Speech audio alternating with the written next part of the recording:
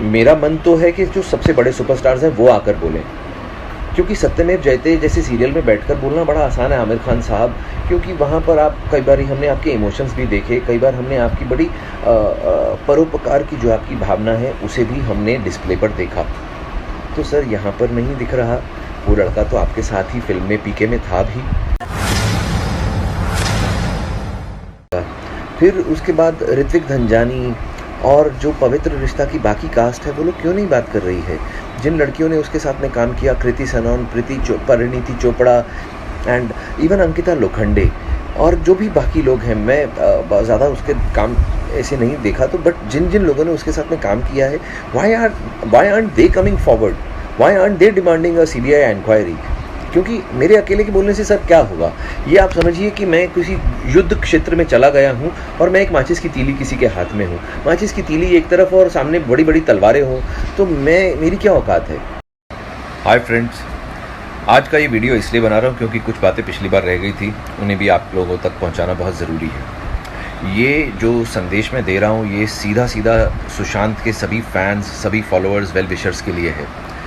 आज आप सब लोग अलग थलग नहीं हैं, आज आप सब लोग एक सिंगल यूनिट हैं, सुशांत के फॉलोअर्स या फैंस के नाम से जाने जाते हैं। तो आप लोगों को थोड़ा सा रिस्पॉन्सिबली बिहेव करना होगा। आप लोग जो ये गालियाँ दे रहे हैं, गालियाँ सोशल मीडिया पे लिख रहे हैं किसी के लिए भी, आप ये सब प्लीज़ तुरंत से पहले बंद कर दीजिए, क्योंकि आप लोगों को ये समझ नहीं आ रहा, लेकिन आप लोग सुशांत की और सुशांत के केस की क्रेडिबिलिटी जो होती है उसे कम कर रहे हैं, उसकी विश्वसनीयता को कम कर रहे हैं। हल्के में लिया जाएगा फिर हमें। आज अगर हमारे को सीरियसली लिया जाए तो उसके लिए बहुत ज़रूरी है कि हम लोग सीरियसली पेश भी आएँ। हम लोग अगर इस तरह की ज़बान जो बड़ी हल्की ज़बान है इस्तेमाल करेंगे तो हमें कोई सीरियसली नहीं लेगा दोस्तों। आज देखिए एक बहुत ही बड़े MP हैं, सीनियर MP हैं बीजेपी के, श्री सुब्रमण्यम स्वामी, उन्होंने ये केस के लिए CBI जांच की मांग के बात छेड़ दी है। ये हम लोगों के लिए बहुत बड़ी जिसे कहते हैं जीत है कि देखिए सोशल मीडिया पर ही सिर्फ बात हो रही है, क्योंकि जो न्यूज़ चैनल्स हैं वो तो अब इस चीज़ से दरकिनार हो चुके हैं। मैं न्यूज़ चैनल से बहुत डिसअपॉइंटेड हूँ, क्योंकि वो लोग क्या कहें, उन्हें जो बिकता है सिर्फ उनको इमोशनलेस होकर वो लोग बात करते हैं। लेकिन सोशल मीडिया पे क्योंकि रियल इमोशंस हैं रियल पीपल के, तो we are coming forward and we are putting forward our emotions. तो उसी का जो शोर मचा है जिसकी वजह से श्री सुब्रमण्यम स्वामी जी ने ये इनिशिएटिव लिया है, और मैं उनसे रिक्वेस्ट करूँगा कि सर प्लीज़ आप सुशांत के सभी फैंस की इस बात को सीरियसली लीजिए और प्लीज़ आप इस बात को आगे बढ़ाइए। आप लोगों से मैं यही कहूँगा, प्लीज़ गालियाँ देना बंद कर दीजिए, प्लीज़ कुछ भी बुरा लिखना बंद कर दीजिए किसी के बारे में भी, क्योंकि अभी हमारे पास कोई सबूत नहीं है। बिना सबूत के किसी के ऊपर भी गाली देना या बोलना जो होता है वो बेवकूफ़ी, और हम लोग हल्के नज़र आते हैं। प्लीज़ हम लोगों को हल्का मत बनाइए, आपकी ये बातें हमारे केस को नुकसान पहुँचाएँगी। दूसरी बात मैं ये कहना चाहूँगा कि कुछ एक्टर्स ऐसे हैं जो मैंने पिछली बार बहुत सारे बड़े बड़े स्टार्स का नाम लिया था, उनमें से एक खास तौर पर ऐसा आदमी है जिसे सुशांत की वजह से बहुत फ़ायदा हुआ था, जिसे रामलीला मिले, जिसे बेफिक्रे मिली, वो है रणवीर सिंह। रणवीर सिंह का मैं बहुत बड़ा फ़ैन हूँ। रणवीर, आप मुझसे उम्र में छोटे हैं, इसलिए मैं आपसे ये बात कहने की हिम्मत कर पा रहा हूँ कि आप भाई इतना एंटरटेन करते हो। जब भी किसी का इंटरव्यू चल रहा होता है तो मैंने देखा है आप बीच में घुस जाते हो, आप लाइमलाइट दूसरों से छीनने की कोशिश करते हो, आप एंटरटेन करते हो, कोई बुरी नीयत से आप नहीं करते हो। लेकिन मेरा पॉइंट ये है कि जब इंटरव्यूज़ चल रहे होते हैं तब तो आप बीच में चले जाते थे, चाहे वो सुशांत और अंकिता का इंटरव्यू हो, चाहे वो फवाद खान का इंटरव्यू हो, या कोई स्टेज पे परफॉर्म कर रहा हो तो आप नीचे से शोर मचा के अपनी तरफ कैमरा बुलवाने की कोशिश करते थे। आज आप डायरेक्टली तो आपने कुछ नहीं किया है भाई, आपकी गलती नहीं है, लेकिन आपको फ़ायदा तो हुआ ना उसके मिसफॉर्चून का, क्योंकि जो फिल्में उसके हिस्से की थी वो आपको मिली। तो आपकी एक मॉरल रिस्पॉन्सिबिलिटी नहीं बनती है भाई कि आप एक बार आके उसके फ़ैन से बात करें या CBI की जांच के लिए मांग करें? आप प्लीज़ इस बारे में सोचिएगा। I am sure you are a very good guy, आप बहुत अच्छे इंसान लगते भी हैं, आप मस्ती करते हैं, मजाक करते हैं, हम सबके चहीते हैं, लेकिन प्लीज़ रणवीर आप इस बारे में सोचिए कि आपको भी इस बारे में बात करनी चाहिए। दूसरा जो शख्स है मैं जिनके बारे में बोलूँगा वो है महेंद्र सिंह धोनी जी। वो हमारे देश के बहुत ही बड़े क्रिकेटर रहे हैं, शायद इंडिया के ऑल टाइम टॉप 5 क्रिकेटर्स में से एक हैं वो। देखिए धोनी साहब, आपका मैं भी बड़ा फ़ैन हूँ। आपके पहली इनिंग्स जब आप 0 पे आउट हुए से तब से लेकर आपकी आखिरी इनिंग्स जब आप न्यूजीलैंड के अगेंस्ट रन आउट हो गए, तब तक मैं आपका फ़ैन रहा हूँ। आप समझ सकते हैं मैं क्रिकेट का बहुत बड़ा वाला फ़ैन हूँ। ये आपकी रिटायरमेंट का मसला नहीं है धोनी, कि आप चुप रहें और देश अंदाज़े लगाता रहे, और इसमें विराट कोहली भी बेचारा अंदाज़े लगा रहा है, रवि शास्त्री भी अंदाज़े लगा रहा है। ये वो वाला मसला नहीं है भाई। ये एक लड़के की मौत हो गई है, वो लड़का जिसने आपका रोल स्क्रीन के ऊपर निभाया था। तो आपने एज प्रोड्यूसर अरबों रुपया कमाया है उस फिल्म से।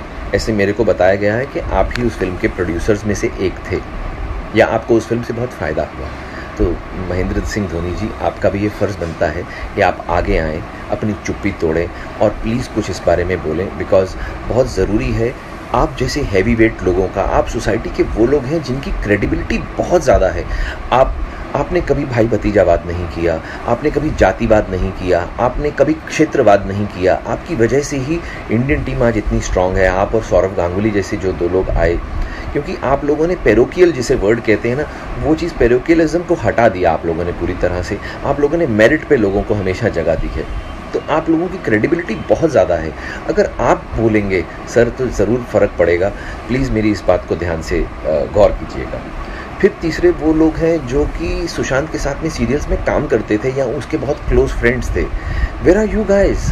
जो टेलीविज़न के मेरे संगी साथी हैं, ये सब क्या है कि ये लोग अलग सीरियल्स में काम करते थे, हम लोगों ने साथ में कभी काम नहीं किया। अर्जुन को मैं थोड़ा बहुत जानता हूँ, अर्जुन बिजलानी को। Is a nice guy. Arjun, why are you keeping quiet bro?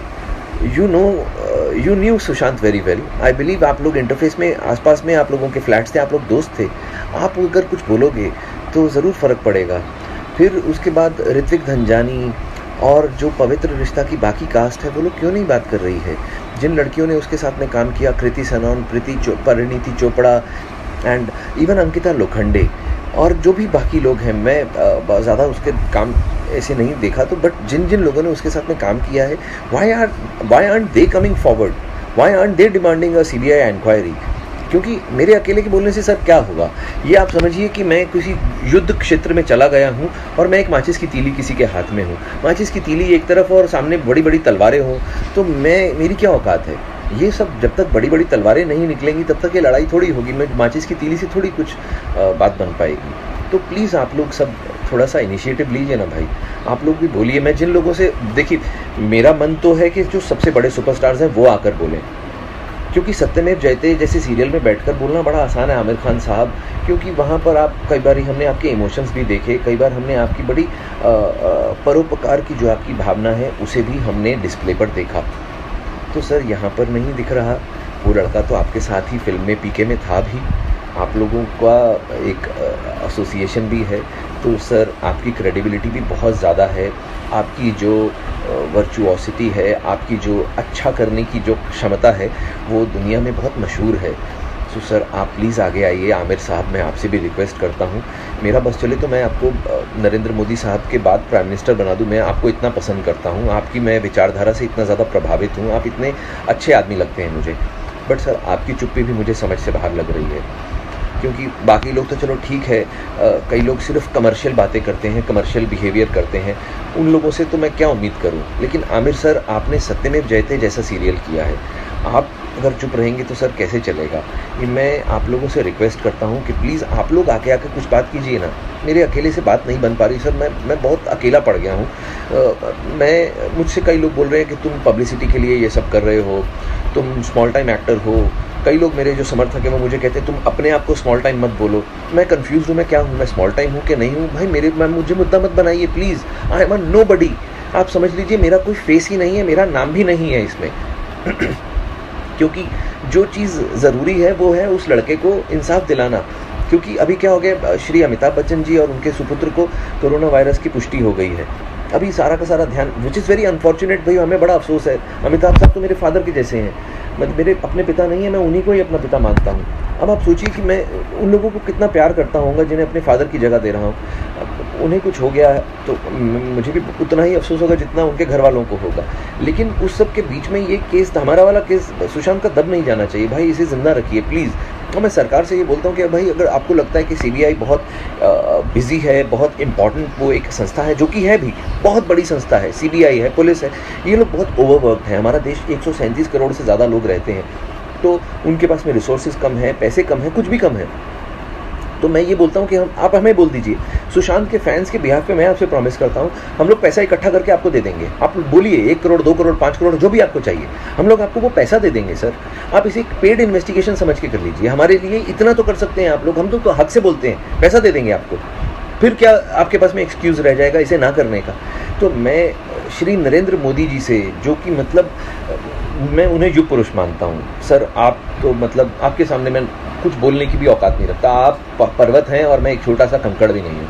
तो प्लीज़ सर आप कुछ कीजिए, अमित शाह जी आप लोग कुछ कीजिए। आप लोग तो हमारे देश के जिसे कहते हैं ना कि आन बान और शान है, आप लोग प्लीज़ उस लड़के को इंसाफ दिलाइए, क्योंकि सर 50 सिम कार्ड कोई नहीं खरीदता है। कौन उसके घर में आया गया ये अड़ोस पड़ोस की बिल्डिंग्स के सीसीटीवी से भी पता चलाया जा सकता है।